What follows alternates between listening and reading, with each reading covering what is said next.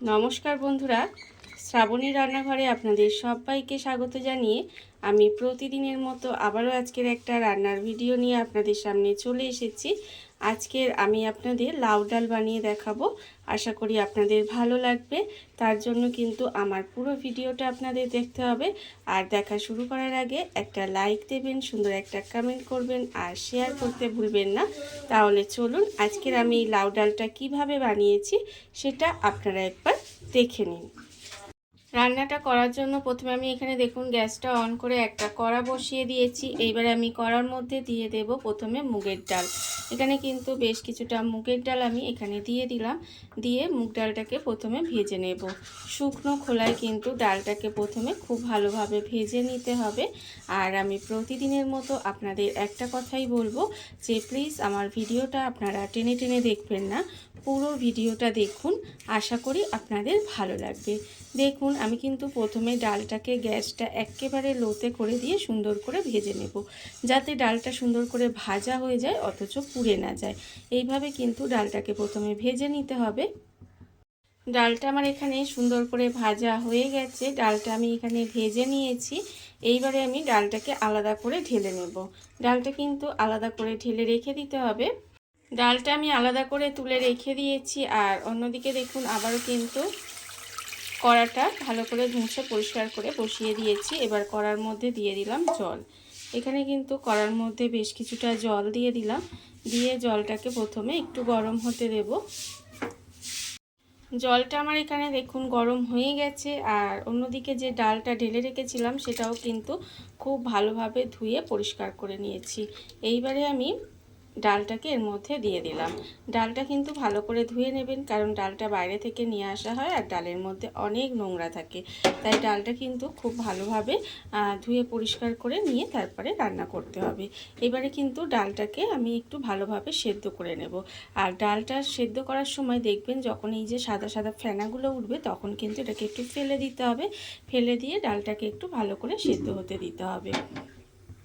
ডালটা আমার এখানে প্রায় সেদ্ধ হয়ে গেছে। ডালটা যখন দেখবেন এরকম প্রায় সেদ্ধ হয়ে এসেছে তখন কিন্তু আমি এর মধ্যে দিয়ে দেব এই যে লাউগুলো। এখানে আমি এইভাবে একটু সরু সরু করে কেটে রেখেছি, সেই লাউগুলো কিন্তু এর মধ্যে দিয়ে দিলাম।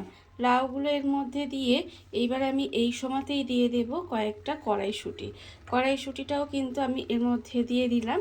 দিয়ে এবার এটাকে ঢাকা দিয়ে একটু এইভাবে রান্না হতে দেব। তাহলে দেখবেন লাউ থেকে জলটা বেরোবে। জলটা বেরিয়ে এটা কিন্তু ডালটা যেটুকু সেদ্ধ হওয়া বাকি আছে সেটুকুও সেদ্ধ হয়ে যাবে। আর এখানে লাউটাও খুব ভালোভাবে সেদ্ধ হয়ে যাবে। সেই জন্য একটু ঢাকা দিয়ে আবারও কিন্তু এটাকে রান্না হতে দিতে হবে। আর আমার চ্যানেলে নতুন বন্ধু পুরনো বন্ধু সবাইকেই বলছি আমার তরফ থেকে অনেক অনেক ভালোবাসা। নতুন বন্ধুদের বলবো যদি আমার চ্যানেলটা সাবস্ক্রাইব করেন তাহলে পাশে থাকা বেল বাটনটা অবশ্যই প্রেস করে দেবেন, যাতে আমি যখনই কোনো নিত্য নতুন ভিডিও আপলোড করব সবার প্রথমে আপনাদের কাছে নোটিফিকেশান চলে যাবে এবং আপনারা আপনাদের সময় মতো ভিডিওটা দেখে নিতে পারবেন। আর পুরনো বন্ধুদের বলবো এইভাবে আমার পাশে থাকার জন্য আপনাদের অসংখ্য অসংখ্য ধন্যবাদ। দেখুন আমি কিন্তু লাউটাকে আর ডালটাকে খুব ভালোভাবে আবারও সেদ্ধ করে নেব। ঢাকা দিয়ে আমি কিছুক্ষণ এইভাবে একটু রান্না হতে দিয়েছিলাম। দেখুন এর ফলে কিন্তু এখানে লাউ থেকে অনেকটাই জল বেরিয়েছে। বেরিয়ে দেখতেই পাচ্ছেন লাউটা কিন্তু এখানে আমার সেদ্ধ হয়ে গেছে। লাউটা কিন্তু একেবারে সেদ্ধ হয়ে গেছে। আর এখানে যে কড়াইটা দিয়েছিলাম সেটাও সেদ্ধ হয়ে গেছে। গিয়ে ডালটা যেটুকু সেদ্ধ হওয়া বাকি ছিল সেটুকু কিন্তু একদম সুন্দর করে ডালটা গলে গেছে। এইবারে দেখুন ডালটাকে আমি আলাদা করে ঢেলে নামিয়ে নেব। এটা কিন্তু আলাদা করে নামিয়ে এবার রেখে দেব।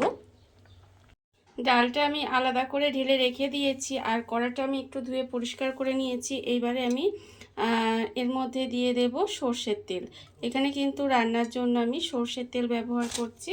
আর দেখুন তেল দিয়ে দিলাম। দিয়ে তেলটাকে প্রথমে একটু গরম হতে দেব। তেলটা আমার এখানে গরম হয়ে গেছে। তেল কিন্তু আমি এখানে খুব ভালোভাবে গরম করে নিয়েছি। এইবারে আমি এর মধ্যে দিয়ে দেব প্রথমে দুটো শুকনো লঙ্কা। দেখুন প্রথমে শুকনো লঙ্কা দিয়ে শুকনো লঙ্কাটা প্রথমে খুব ভালোভাবে ভেজে নেব। এইভাবে আপনারা কিন্তু লাউ দিয়ে ডালটা বানিয়ে দেখবেন, সত্যি কথা বলছি খেতে ভীষণ ভালো হয়। আপনারা হয়তো সবাই লাউ ডাল বানাতে জানেন, তবে একবার আমার মতো করে বানিয়ে দেখতে পারেন, খেতে আশা করি আপনাদের ভালো লাগবে। দেখুন শুকনো লঙ্কাটা আমি এখানে ভেজে নিচ্ছি, আর এর মধ্যে আপনারা চাইলে তেজপাতা দিতে পারেন, কিন্তু আমার কাছে তেজপাতাটা শেষ হয়ে গেছে তাই আমি দিতে পারলাম না। এইবারে আমি এর মধ্যে দিয়ে দেব অল্প সামান্য একটু গোটা জিরে। গোটা জিরে ফোড়ন দিয়ে দিলাম। গোটা জিরে ফোড়ন দিয়ে ফোড়নটা কিন্তু প্রথমে খুব ভালোভাবে ভেজে নেব। ফোড়নটা কিন্তু সুন্দর করে ভেজে নিতে হবে।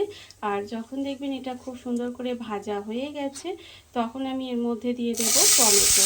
সেখানে কিন্তু একটা মাঝারি সাইজের টমেটো এর মধ্যে আমি দিয়ে দিয়েছি। দিয়ে একটুখানি এটাকে একটু নেড়ে ছেড়ে রান্না হতে দেবো। এইবারে আমি এর মধ্যে দিয়ে দেবো দেখুন আদা বাটা। এখানে কিন্তু 1 চামচ মতো আমি আদা বেটে রেখেছি, সেই আদা বাটাটাও এর মধ্যে দিয়ে দিলাম। দিয়ে এবার এটাকে একটু সময় রান্না করে নেব, যাতে এর যে একটা কাঁচা গন্ধ থাকে সেটা চলে যায়। আদাটা দিয়ে আমি কিন্তু একটু সময় এভাবে রান্না করে নিয়েছি, ফলে এর যে কাঁচা গন্ধটা সেটা চলে গেছে। এইবার আমি এর মধ্যে দিয়ে দেব নুন। এখানে কিন্তু আন্দাজ মতো নুন দিয়ে দিলাম, দেব একটু চিনি। অবশ্যই করে কিন্তু একটু মিষ্টি দেবেন, তবেই কিন্তু এটা খেতে ভালো লাগবে। আর দিলাম অল্প একটু হলুদ গুঁড়ো দিয়ে এবার এটাকে আরেকটু সময় মশলাটাকে কষিয়ে নেব। মশলাটাকে কিন্তু আরেকটু সময় খুব ভালোভাবে কষিয়ে নিতে হবে। দেখুন এইভাবে একটু কষিয়ে নিচ্ছি।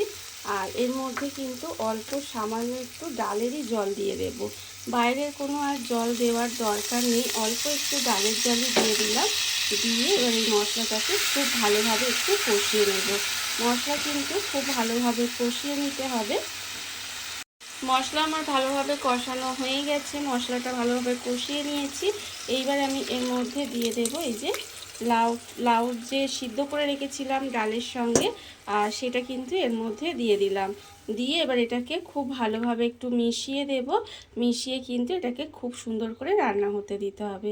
দেখুন এই ডালটা কিন্তু খুব বেশি করে একটু ফোটাবো এবার, প্রায় ধরুন 10 মিনিট মতো এটাকে একদম লো আঁচে দিয়ে এটাকে সুন্দর করে ফুটিয়ে নিতে হবে। এইভাবেই কিন্তু একটু রান্না করে নেব।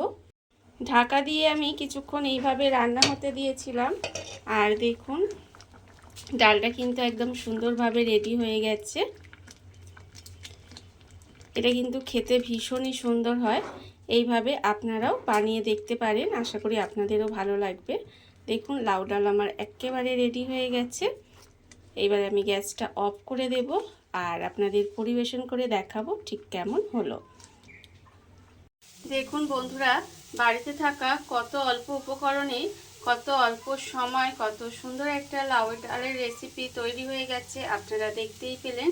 আর এটা কিন্তু খেতে ভীষণ সুন্দর হয়। এইভাবে আপনারাও একদিন হলেও বাড়িতে বানিয়ে দেখতে পারেন। আর এই ভিডিওটা যদি আপনাদের ভালো লেগে থাকে, আপনারা আমার চ্যানেলটা সাবস্ক্রাইব করে এইভাবে আমার পাশে থেকে যেতে পারেন। তাহলে চলুন আজকের ভিডিওটা এই পর্যন্তই। নমস্কার।